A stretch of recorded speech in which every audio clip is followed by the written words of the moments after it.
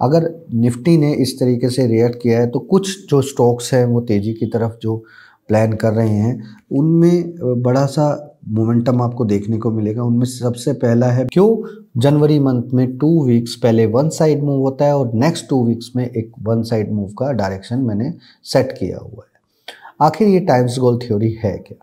आखिर कैसे मैं टाइम से होने वाले पहले प्रिडिक्शन को, डेट को भी फिक्स कर देता हूँ।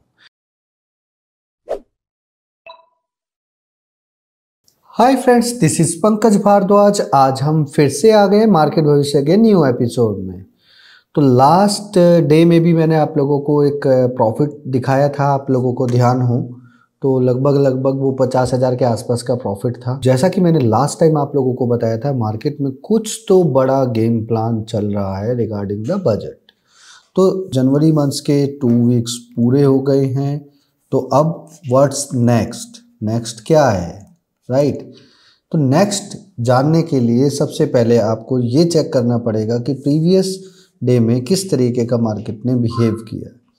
तो क्लियर कट बैंक निफ्टी में मैंने बताया था 4856 का लेवल क्रूशियल रहेगा। बाजार उसी के नीचे आके वही 456 के लेवल से सपोर्ट लेके गया है। इसका मतलब क्लियर है कि मार्केट में सही लेवल से सपोर्ट लेकर गया है, तो कुछ तो बड़ा प्लान होगा ही होगा, बिग प्लानिंग। तो यहाँ से आपने 2 चीज़ों की तरफ ध्यान रखना है। एक, डेड कैट बाउंस नहीं होगा, जिस तरफ भी बाजार चलेगा उस तरफ लॉन्ग चलेगा, तो एक बड़ी गेम का प्लान है। तो सबसे पहले यहाँ पर अपसाइड में एक लक्ष्मण रेखा है, उसकी तरफ आपने फोकस रखना है, जो कि है 48,856। अगर बाजार चलता है इसके ऊपर तो हमें देखने को मिलेंगे 49,456 और 49,856 के लेवल्स, राइट? और इसका जो प्रोटेक्शन रहेगा वो आपका फुल एंड फाइनल प्रोटेक्शन रहेगा, 48,656 का प्रोटेक्शन आपका रहेगा। लोअर साइड में भूलना नहीं है, 48,456 will act as a crucial support. अगर ये ब्रेक होता है तो get ready for the blood bath. 2-3 days के लिए ब्लड बाथ आपको देखने को मिलेगा। लोअर साइड में 47,856 का लेवल रहेगा और 47,256 का लेवल रहेगा। गाइस, ये जितने भी लेवल्स आप लोगों को मैं प्रोवाइड करता हूँ, इन लेवल्स को आपने मार्कअप करके रखना है, क्योंकि ये लेवल्स आपको एक दिन के लिए काम नहीं आएंगे। जब भी बाजार इसी रेंज में होगा ये लेवल दोबारा से आपको काम में आएंगे। ये एक न्यूमरोलॉजी वाला सेटअप है, जिसके अकॉर्डिंगली प्राइस को बस उसी रेंज में आने दो, तो वापस से यही लेवल्स आपने फॉलो करने हैं। ऑटोमेटिकली सारी सपोर्ट एंड रेजिस्टेंस इसी के आसपास के दौरान में अपने आप सेट हो जाती हैं। तो यहाँ पे क्लियर कट सीखने को मिला आप लोगों को कि मार्केट में अगर देखोगे पिछले फ्राइडे के दिन जो भी ट्रेडिंग हुआ उसमें एक क्लियर कट इंडिकेशन क्या था। अगर आप देखोगे लास्ट के 45 मिनट्स में बाजार ने एक तरीके से पोजीशन क्रिएशन किया है, जहाँ पे लोगों को इस तरीके से झूला रैली, जिसको हम बोलते हैं झूला रैली, देखो लास्ट में जाते जाते इसी तरीके से उस दिन नीचे था तो इसलिए बाजार नीचे आ गया। उसी तरीके का सिमिलर बिहेवियर इस तरफ है, तो बाजार हो सकता है ऊपर आ जाए। तो ये कुछ बिहेवियर आपको समझना पड़ेगा इस तरीके से कि किस तरीके का स्टैंडर्ड में बिहेवियर देखा जाता है। अभी ये पैटर्न फॉलो हुआ है तो ये पैटर्न भी फॉलो करना चाहिए।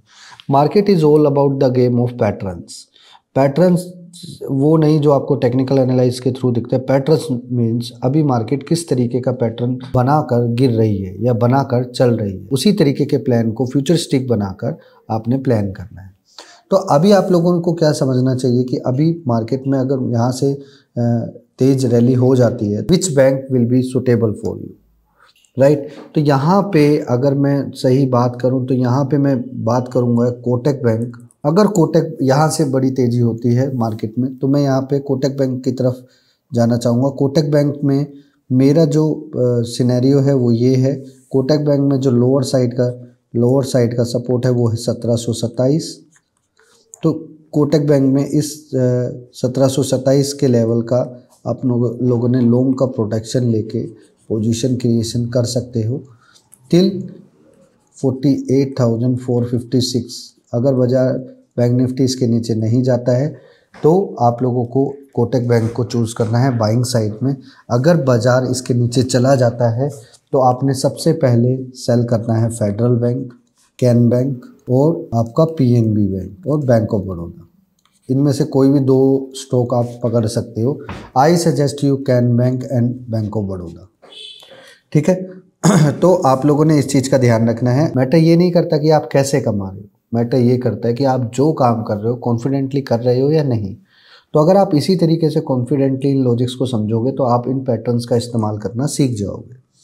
तो यहाँ पे मैंने क्लियर कट आपको बता दिया। चलो चलते हैं निफ्टी पर सीधा। निफ्टी में भी इसी तरीके का क्लियर कट एक पैटर्न देखने को आपको मिला है कि मार्केट में अपसाइड में भी वही लेवल टच हुआ है, लोअर साइड में भी वही लेवल टच हुआ है।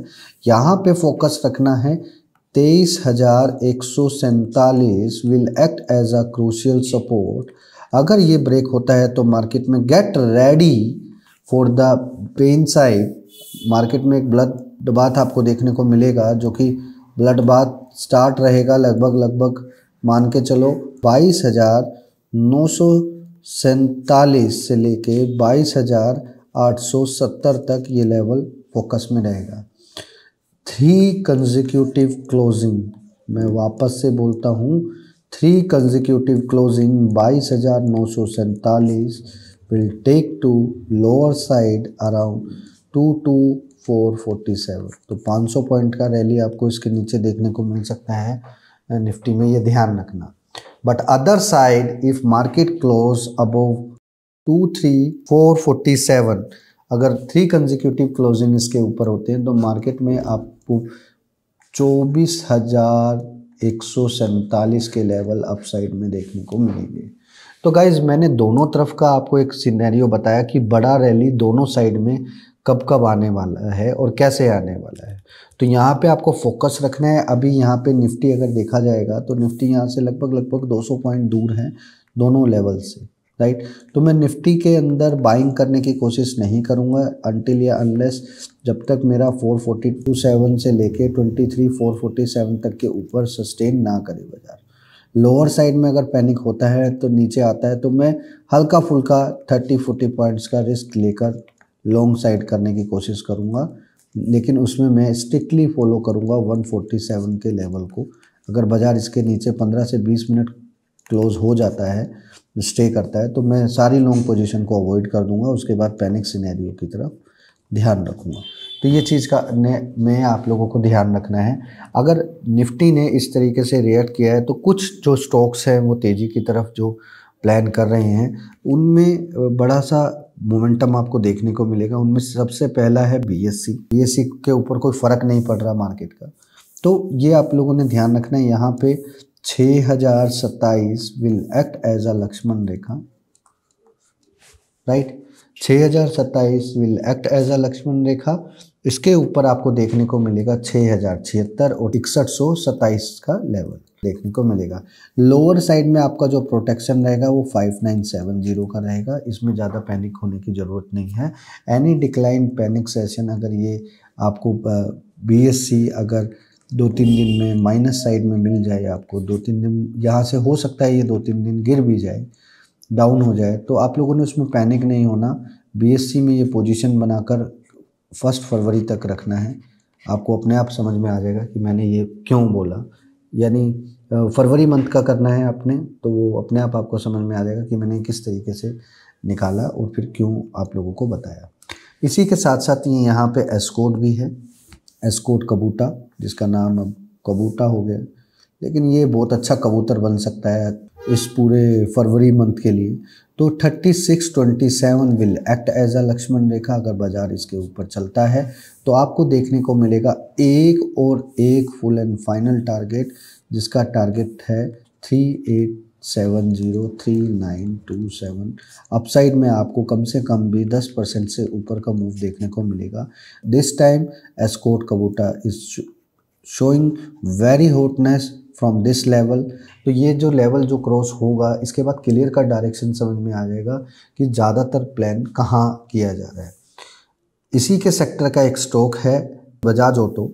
बजाज ऑटो कई दिनों से चला नहीं है। अगर डेली चार्ट में इसका पैटर्न देखते हो तो डेली चार्ट के पैटर्न में कुछ ऐसी सिमिलैरिटीज़ आपको देखने को मिलेंगी जिसमें ये स्टॉक एक अलग तरीके से रिएक्शन दे रहा है, यानी यहाँ से बड़ा मूव आना प्लान कंफर्म है। अब ये किस साइड में है ये आपको मंडे या वेडनेसडे में कंफर्म हो जाएगा, राइट। तो ये ध्यान रखना है, इधर बड़ी प्लानिंग चल रही है तो इधर से दूर रहना है, अभी बड़ी पोजीशन की तरफ सेट नहीं करना।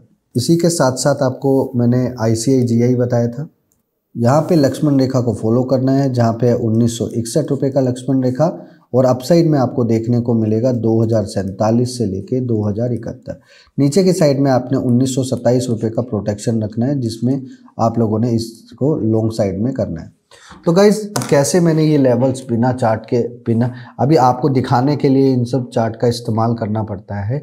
प्राइस को देखने के लिए, प्राइस का बिहेवियर देखने के लिए मुझे इस चार्ट का इस्तेमाल करना पड़ता है। But I am not using any technical story because I know very well about the how the logics work in a market, कि वो कैसे काम करता है, कब काम करता है, और आखिर एस्कॉर्ट कबोटा ही मैंने क्यों पकड़ा।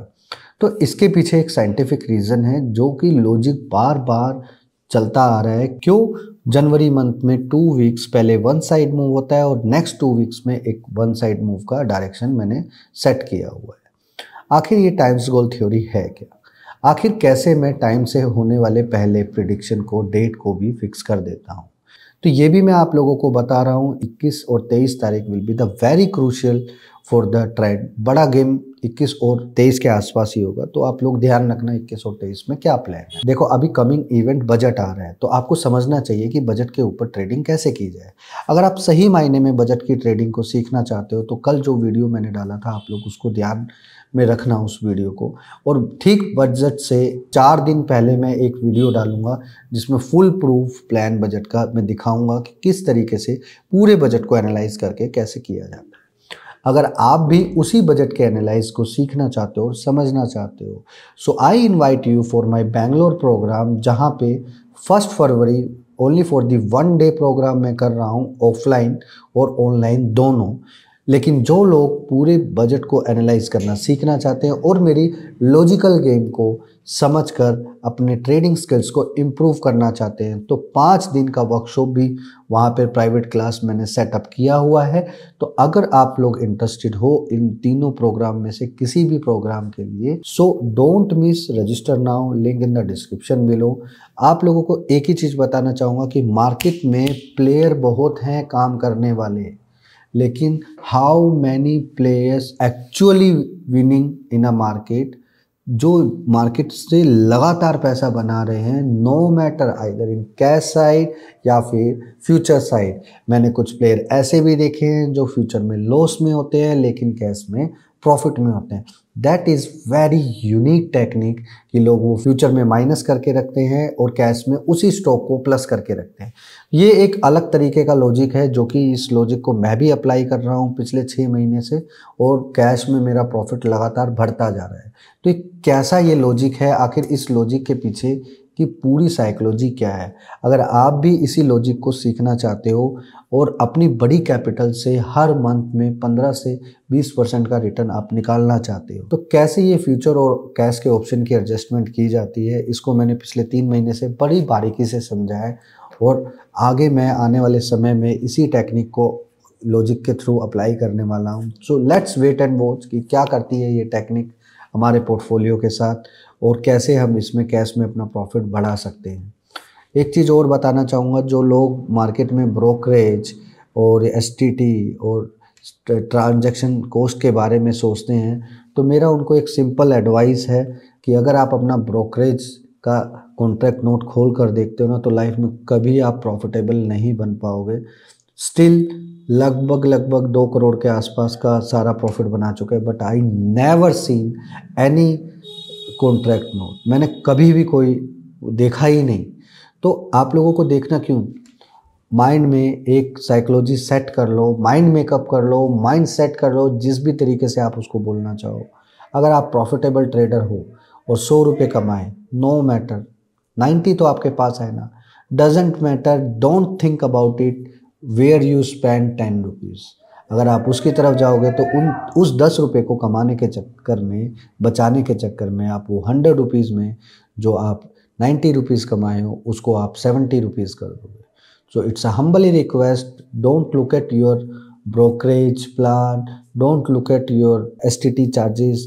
अगर आपको वाकई में ही अपनी ट्रेडिंग के स्किल्स को इम्प्रूव करना है ना, तो सबसे पहले इसके बारे में सोचना बंद कर दो और think about it. Technical analysis क्या आपके लिए काम कर रहा है? नहीं ना। मेरे से मिलो, मैं बताऊंगा कौन सा लॉजिक आपके लिए काम करेगा। अगर ऐसे ही पैसा बनाना चाहते हो और मार्केट को बारीकी से समझना चाहते हो तो मुझसे मिलने आना भाई। Otherwise I don't have a time for players like जो आपको 9 रुपये में गुटखा सेलिंग करते हैं। I am not like a same guy.